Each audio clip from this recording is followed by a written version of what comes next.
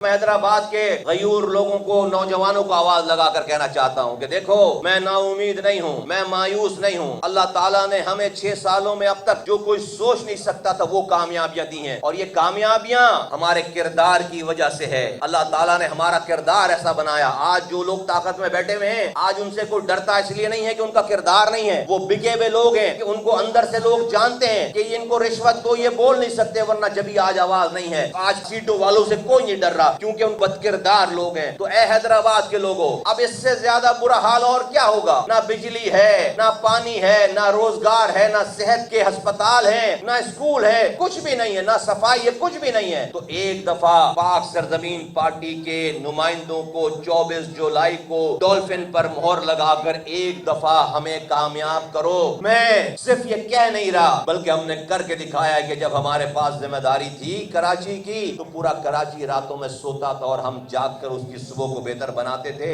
حیدرآباد بنانا کوئی مسئلہ نہیں ہے، ایک دفعہ ہمارے پاس یہ مینڈیٹ ہو، ایک رات سے حالات بہتر ہونا شروع ہو جائیں گے۔ میں یہ نہیں کہہ رہا کہ ایک رات میں حالات بہتر ہو جائیں گے، لیکن بہتر ہونا شروع ہو جائیں گے۔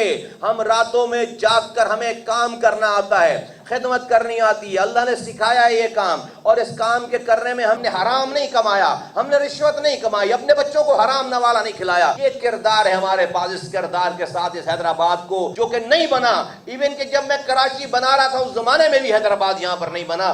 انشاءاللہ تعالیٰ پہلی دفعہ 24 جولائی کے بعد اگر حیدرآباد کے لوگ چاہیں گے تو اب سارے تجربے کر کے دیکھ چکے ہو، شہر تباہ برباد ہو گیا، ایک دفعہ میرے ان نمائندوں کو ڈولفن پر مہر لگا کر کامیاب کرو۔